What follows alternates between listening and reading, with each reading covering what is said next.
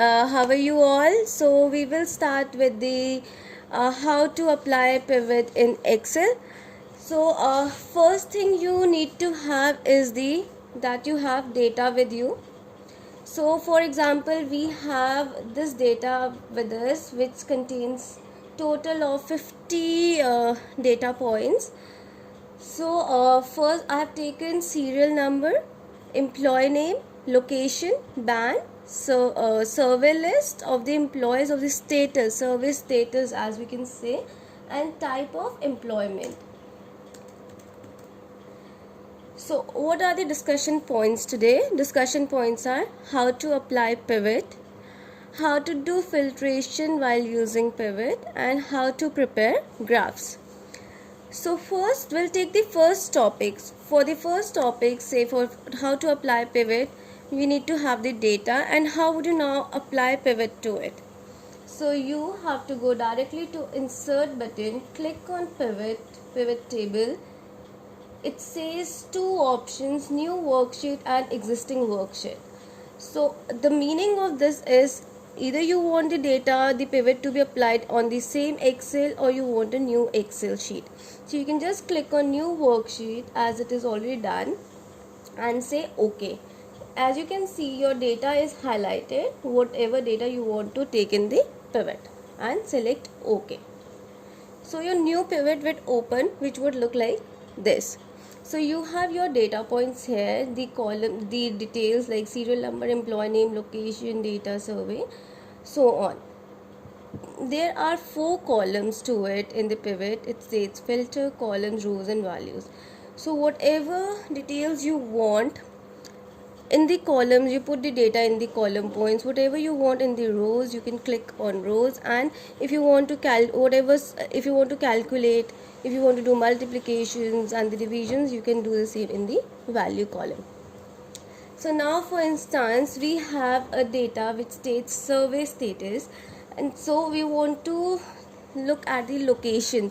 So which location employees have completed the survey and which location employees have not completed the survey. So you just click on location, it would come to your rows as you can see here. So we have 4 locations: Chandigarh, Gurgaon, Noida and Shimla. And you want to just see the service status, say for instance. So I will give you 4-5 examples how you can see your data. So you just click on service status. So where do you want to see the service status? Say you want to see it in the column points. Now you have these details, but where is the count? How would you get the count? So that you needs to be unique. You can take the serial numbers, you can take employee names or the band IDs. So anything would give you the data. Say I take serial number in the count and I will just check back. I just don't need the sum, I just need the count. So I'll just click on count and say OK. So as I already told you earlier, we had total of 50 numbers or 50 numbers of the data count, and out of which like 18 are from Chandigarh, 10 are from Gurgaon, 5 are from Noida and 17 are from Shimla. So what is the status? So it states that 44 employees have completed the survey and 6 employees have not completed this survey. So who are the people who have not completed the survey? Like from Chandigarh it is 1 employee, from Gurgaon it is 2, Noida it is 1 and from Shimla it is 2. So it is easy for you to understand that out of 50 only 6 employees have not completed the data. And it becomes easy also for you to just copy and paste and to apply the same on your PowerPoint presentations if you're doing it for the presentation purposes.